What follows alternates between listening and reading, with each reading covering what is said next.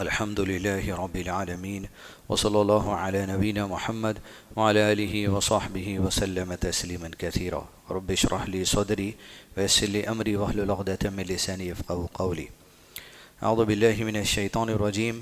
إن الصفا والمروة من شعائر الله فمن حج البيت أو اعتمر فلا جناح عليه أن يطوف بهما ومن تطوع خيرا فإن الله شاكر عليم.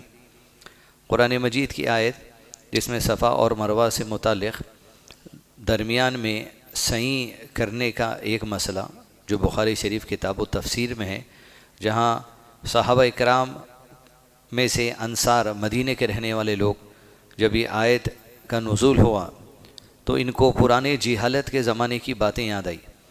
جہالت کے زمانے میں مدینے کے جو لوگ تھے جو بھی اسلام قبول نہیں کیے تھے، تبھی اسماعیل علیہ السلام کی شریعت پہ عمل کرتے تھے اور حج اور عمرہ جو شریعت کا حصہ تھا اس کو انجام دیتے تھے.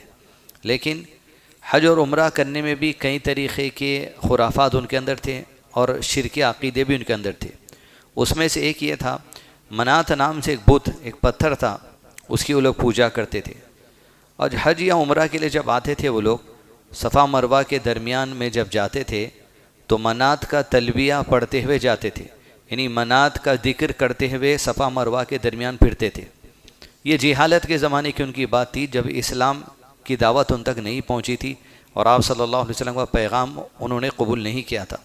لیکن بعد میں جب قرآن مجید کی آیت نازل ہوئی جس میں یہ کہا گیا کہ صفا اور مروہ کی چکر کرنے میں یا صفا اور مروہ کے درمیان جو سو سعی کرنے میں تم پر کوئی گناہ نہیں ہے، تو مدینے کے بعد لوگ یہ بولے یہ آیت کے نازل ہونے کے بعد کہ صفا اور مروہ کے درمیان سعی کرنے میں کوئی گناہ نہیں ہے، تو مطلب یہ سمجھے یہ لوگ کہ بہتر ہے ہم اگر صفا مروہ کے درمیان منات کا تلبیہ جو جہالت کے زمانے میں پڑھتے تھے، اب شریعت اسلامیہ پہ عمل کرتے ہوئے بھی اگر صفا مروہ کے درمیان ہم چکر لگائیں گے تو ہم کو وہ منات یاد آئے گا، ہم کو جہالت کی باتیں یاد آئے گی. لہذا طواف کرے، اور طواف کرنے کے بعد وہیں پہاڑوں پر بیٹھ گئے. لوگوں نے ان سے پوچھا گیا کہ کیا وجہ سے صحیح نہیں کر رہے؟ بولے صحیح اس وجہ سے نہیں کریں گے، منات کی یاد آئے گی، جہالت کے زمانے کی باتیں ہمیں یاد آئے گی، لہذا ہم نہیں جانا چاہتے. تو اس میں سے بہت ہی جو سو اہم بات اب اس حدیث کے حصے میں بالخصوص ہم ہمارے بچوں کے ساتھ کیا معاملہ کریں اس بات کی طرف توجہ دیں. یہ معاملہ لے کر لوگ حضرت عائشہ صدیقہ رضی اللہ عنہا کے پاس پہنچے اور ان سے پوچھا یہ جو آیت نازل ہوئی ان الصفا والمروة من شعائر اللہ فمن حج البیت او اعتمر فلا جناح علیہ ان یطوف بہما، یہ آیت جو نازل ہوئی ہے آپ کا اس کے بارے میں کیا خیال ہے؟ ہم تو یہ سمجھ رہے ہیں کہ صفا اور مروہ کی درمیان سعی کرنے میں چکر لگانے میں کوئی گناہ نہیں ہے، اس لیے ہم سمجھ رہے ہیں کہ اس کی چکر نہ بھی لگائیں تو ہمارا عمرہ اور حج کا جو طریقہ ہے وہ تکمیل ہو جائے گا. حضرت عائشہ رضی اللہ عنہ نے کہا بات یہ نہیں ہے جو تم سمجھ رہے ہو. اب سمجھانے والی کون ہے اس کی طرف توجہ دیں. عائشہ صدیقہ رضی اللہ عنہ جس کی ایج عمر رسول اللہ صلی اللہ علیہ وسلم کے انتقال کے دن 18 سال تھی، 18 ایئرس کی ایج تھی ان کی، وہ سمجھا رہی ہیں. یہ سمجھاتے وقت نہیں، وفات کے وقت میں، یہ تو آیت کا نزول ہونے کے وقت کی بات ہے، ابھی تو آپ صلی اللہ علیہ وسلم بھی باحیات تھے. تب حضرت عائشہ صدیقہ رضی اللہ عنہ جو اللہ کے نبی صلی اللہ علیہ وسلم سے راست دین سیکھتی تھی اور ایسی حکمت، ایسی فقی، ایسی دین کی انڈرسٹینڈنگ گہری ان کے پاس تھی، کون سے مسئلے کو، آیت کو، حدیث کو کس انداز سے سمجھنا چاہیے وہ انڈرسٹینڈنگ ان کے پاس تھی. کیونکہ ان کے استاد خود محمد رسول اللہ صلی اللہ علیہ وسلم جو ان کے شوہر بھی ہیں، انہوں نے کہا تم جیسے سمجھ رہے ہو اگر ویسا ہوتا تو قرآن مجید میں یوں آیت نازل ہوتی تھی کہ صفا اور مروہ کی چکر نہیں کرنے میں کوئی گناہ نہیں ہے، جبکہ اللہ نے کہا صفا اور مروہ کی چکر لگانے میں کوئی گناہ نہیں ہے. مطلب کیونکہ تمہارا نظریہ یہ بن گیا تھا تم صفا مروہ کی چکر لگاؤ گے تو پھر وہ منات یاد آئے گا، پھر ہمارے دل میں گناہ کا خیال آئے گا. اللہ نے کہا چکر لگاؤ، کوئی گناہ کی بات نہیں ہے.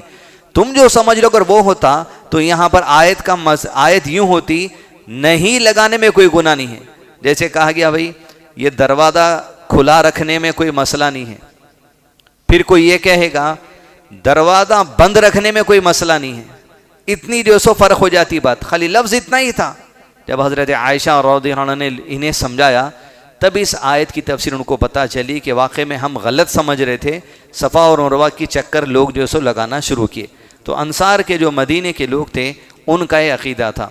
اب اس حدیث میں جو بہت ہی اہم پیغام ہمارے لیے ہے وہ حضرت عائشہ صدیقہ رضی اللہ عنہ کی سیرت، آپ کی ذہانت، آپ کا علم، آپ کا فقہ، آپ کی انڈرسٹینڈنگ، آپ کا منہج اور آپ کا صحابہ کرام کو دین سکھانے کا مرتبہ جو اللہ تعالیٰ نے دیا تھا.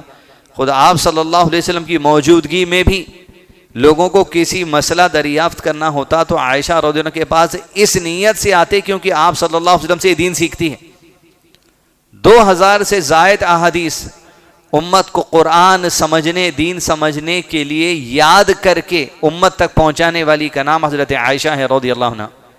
اور ان سے اوپر جو ہیں 4000 سے زائد احادیث پہنچانے والے ابو ہریرہ ہیں رضی اللہ عنہ. آپ صلی اللہ علیہ وسلم کی وفات کے وقت حضرت عائشہ کی جو ایج تھی وہ 18 سال تھی. جب وداعی ہوئی تو 9 سال. وہ آپ صلی اللہ علیہ وسلم کے ساتھ 9 ایئرس رہی حضرت عائشہ، صرف 9 سال. مدینہ جب ہجرت کر آئے تب وداعی ہوئی اور مدینہ آنے کے بعد آپ صلی اللہ علیہ وسلم 10 سال رہے اور وداعی کے بعد 9 سال حضرت عائشہ رہی. جب وداعی ہوئی تو 9 سال زندگی. صرف 9 سال کے عرصے میں 2000 سے زیادہ حدیث سیکھ لینا، ان کو یاد کر لینا، قرآن مجید کا حصہ اکثر یاد کر لینا اور وہ بات لوگوں کو سمجھانے کے قابل ہو جانا. حتیٰ کہ اتنی قابلیت جب وفات ہوئی آپ صلی اللہ علیہ وسلم کی اس وقت ان کی ایج 18 ایئرس تھی. اور وفات کے بعد حضرت ابوبکر صدیق رضی اللہ عنہ کو جب ذمہ داری دی گئی خلافت کی، آپ نے تمام ازواج محترمات کے گھر بھیجایا ایک آدمی کو یہ معلوم کرنے کے لیے کہ آپ صلی اللہ علیہ وسلم کی وفات ہونے کے بعد کیا چھوڑ گئے آپ سامان، کیا مال تھا آپ کا، پیسہ دولت جو چیز بھی ہے. کیونکہ میراث کی تقسیم تمام ازواج محترمات میں ہونا ہے، بیٹی میں ہونا ہے. جو اللہ تعالیٰ نے باندھا ہے وراثت کی تقسیم وہ کرنا ہے.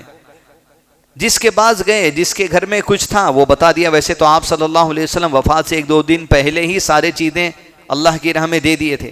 جو کچھ اب بچا تھا، چاہے آٹا تھا ہوگا تھوڑا یا جو تھا ہوگا گھر میں، جو کچھ بھی تھا. جب حضرت عائشہ کے بعد پوچھنے والے آئے کہ آپ کے حجرے میں کیا چھوڑ گئے آپ صلی اللہ علیہ وسلم، انہوں نے پوچھا کیا وجہ ہے؟ بولے وجہ یہ ہے کہ میراث کی جو تقسیم ہونی ہے اس میں لسٹ بنائی جا رہی تاکہ ہر ایک کسی کو اتنا حصہ ملے گا اللہ کے قانون کے مطابق. یہ بات تو حضرت ابوبکر کو بھی علم نہیں ہے، حضرت عمر کو بھی علم نہیں ہے. حضرت عائشہ نے پوچھا کون سی میراث کی بات کر رہے ہوں؟ کہ وہی جو عام لوگوں میں تقسیم کی جاتی اللہ تعالیٰ کا جو قانون ہے. کہا اللہ کے نبی صلی اللہ علیہ وسلم نے ارشاد فرمایا انبیاء کی وفات کے بعد جو وہ چھوڑ جاتے ہیں وہ سارا کا سارا صدقہ ہو جاتا ہے، گھر والوں میں کوئی اس کا حصہ نہیں ہوتا. یہ علم جو ہے حضرت عائشہ کے پاس ہے. اور ایسی امانت داری کے ساتھ ایک 18 ایئرس کی لڑکی اتنے بڑے مسئلے میں پوری ہمت اور جرت کے ساتھ صحابہ کرام کے سامنے بات رکھنا، یہ آپ کی جو سو وہ خاص قابلیت ہے جس کی وجہ سے آپ کو اللہ کے نبی صلی اللہ علیہ وسلم کی زوجیت میں دیا گیا تھا. انتقال کے وقت جب 18 ایئرس ایج تھی آپ صلی اللہ علیہ وسلم کی انتقال کے وقت، یہاں سے حضرت عائشہ 50 سال زندہ تھی. ٹوٹل 68 ایئرس آپ کی عمر تھی.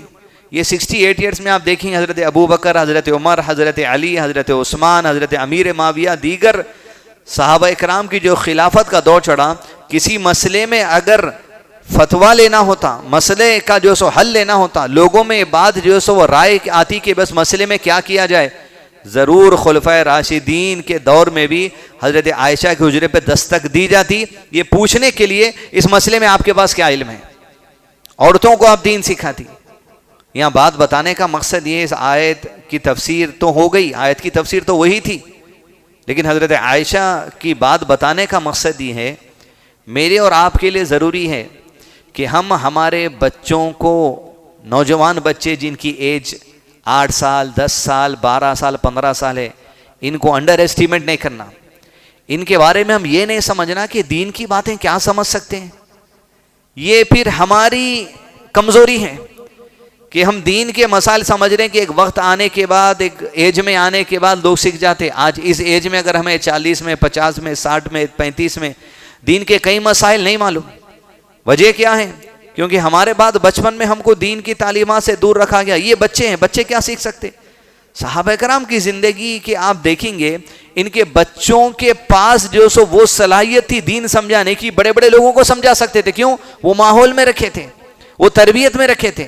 جیسے حضرت عائشہ کے والد کون؟ ابو بکر صدیق، علم والے. حضرت عائشہ کے شوہر کون؟ محمد رسول اللہ صلی اللہ علیہ وسلم، پوری دنیا کو علم سکھانے والے. حضرت عائشہ کی بہن اسماء بنت ابی بکر، صحابیہ. حضرت عائشہ کے بھائی عبد الرحمن جو سو صحابی. اس طریقے سے جتنا ماحول دیا جائے گا بچوں کو، اس ماحول میں بچے پڑھیں گے. ابھی آپ کے شہر کی مثال ہے، لاکھی مسجد میں 3 دن سے 7th کلاس کے لڑکوں سے لے کے 12th کلاس کے لڑکوں کی کلاس چل رہی. جو یہاں ہم سیکھیں پہلے دن تراویح میں صلاح کے ارکان، صلاح کے واجبات، 3 دن میں بچوں کو جب پڑھائے ہم، اس لیول کی قابلیت ہے کہ پریکٹیکل سوال کرنے پہ لوگ مسئلہ بتا سک رہے ہیں. ہم انڈر اسٹیمیٹ نہیں کرنا کچھ معاملے میں. ہاں شرعی اصول بھی یہ ہے، لوگوں کی انڈرسٹینڈنگ لیول جتنی ہے اتنی ہی بات کی جائے، اور جو لوگوں کی انڈرسٹینڈنگ لیول جتنی ہے وہ بات نہ بھی کی جائے. جیسے مثال کے طور پہ چھوٹے بچے ہیں، آپ ان کو حیض کے مسائل، آپ ان کو جو جہاد کے مسائل، میراث کی تقسیم کے مسائل وہ مت پڑھائیے، لیکن طہارت، صلاح، دیگر اہم چیزیں جو ہم سوچ رہے ہیں کہ 30-35 میں سیکھنا پڑتا، 20-25 میں سیکھنا پڑتا، یہ ہماری انڈرسٹینڈنگ غلط ہے. صحابہ کرام کے پاس اللہ کے نبی صلی اللہ علیہ وسلم کو چنتے تھے، مائیں والدین چنتے تھے کہ ہمارا بچہ کسی کے پاس نہیں، رسول اللہ کے پاس پڑھنا صلی اللہ علیہ وسلم. ام سلیم رضی اللہ عنہ، ان کا بچہ انس ابن مالک کی ایج تھی جب مدینے میں اللہ کے نبی صلی اللہ علیہ وسلم کی خدمت میں لا کے چھوڑ دیے. ایج کیا تھی؟ 9 سال. یہ کہہ کر چھوڑ دی اللہ کے نبی صلی اللہ علیہ وسلم یہ آپ کا خادم ہے، خدمت کرے. کیا مقصد صرف خدمت تھا؟ خدمت تو تھا ہی، اس سے اجر و ثواب جو ملنے والا ہے وہ اور چیز، لیکن سینکڑوں سو احادیث انس ابن مالک جو سو روایت کرنے والے آپ صلی اللہ علیہ وسلم کے خادم ہونے کے ناطے، جو اللہ کے نبی صلی اللہ علیہ وسلم کے حجرے کے جو احادیث ہیں وہ پیش کرنے والے انس ابن مالک ہیں. آپ صلی اللہ علیہ وسلم کو گلے سے یہاں سے لے کر آپ کی ناف تک سیون تھا، تاگے کے نشان تھے سینے والے. کون بتائیے؟ آپ صلی اللہ علیہ وسلم جب بھی سوتے تھے کرتا اتار کے سوتے تھے. انس ابن مالک ہیں راوی کہ جو اپنی آنکھوں سے دیکھے، میں نے دیکھا آپ صلی اللہ علیہ وسلم کے سیون کے نشان تھے اس وقت جب آپ کو معراج کے سفر کے لیے یا حلیمہ کے گھر کے پاس آپ کے سینے کو جبریل علیہ السلام چاک کیے تھے، پھر سی دیے تھے. ایسے انس ابن مالک گھر کے احادیث، حضرت عائشہ رضی اللہ عنہ گھر کے اندر کے احادیث، خدمت کے احادیث، یہ سب کچھ پیش کرنے والے بچے ہیں. ان کی ایج 9, 10, 11, 12 سال ہے. تو ہمارے بچوں کو ہم آج آپ دیکھیں گے لاک ڈاؤن کا جب دور گزرا، ایک کورس بہت مشہور چل رہا تھا، کوڈنگ بچوں کو سکھائی جا رہی تھی 5000 میں، 3000 میں، 2000 میں. آج کئی سارے اسکولز کے سلیبس کا ایک سبجیکٹ بن گیا کوڈنگ. اب مثال کے طور پہ آپ کے بعد اگر بچہ ہے 12 سال، 10 سال، 8 سال کا، اگر دادا کو کہا جائے میں کوڈنگ سبجیکٹ پڑھ رہا ہوں، دادا تو متوجہ نہیں ہوں گے کیونکہ ان کے زمانے کی بات کوڈنگ الگ ہے. پھر بھی آج کے زمانے کے لوگ جو گیجٹ استعمال کرتے ہیں، والد جو سافٹ ویئر انجینئر ہے یا کوئی بھی انجینئر ہے، تو سمجھنے والی بات ہے کوڈنگ کیا ہے. آپ کو کوڈنگ سکھانے میں جو دادا کو تعجب دکھ رہا، 10-12 سال کا بچہ کوڈنگ سیکھ رہا تو آپ کو اچھی بات دکھ رہی. لیکن دین اسلام دادا کے لیے بھی ہے، یہ بچے کے لیے بھی ہے، اور آپ کے لیے بھی ہے. ہر کوئی اپنی ایج کے حساب سے قریب آنا ضروری ہے. اسکول کی پڑھائی، کالج کی پڑھائی، یونیورسٹی کی پڑھائی یقیناً اپنی جگہ کرتے رہیے، دین کی باتوں کو انڈر ایسٹیمیٹ مت کریے. اس لیے یہ اصل ہے، یہ بیس جتنا ملتا رہے گا اتنا ہی الحمدللہ صلاحیتیں اور ایمان کی تازگی ہوتی رہے گی. وصلی اللہ علی نبینا محمد وعلی آلہ وصحبہ وسلم تسلیما کثیرا.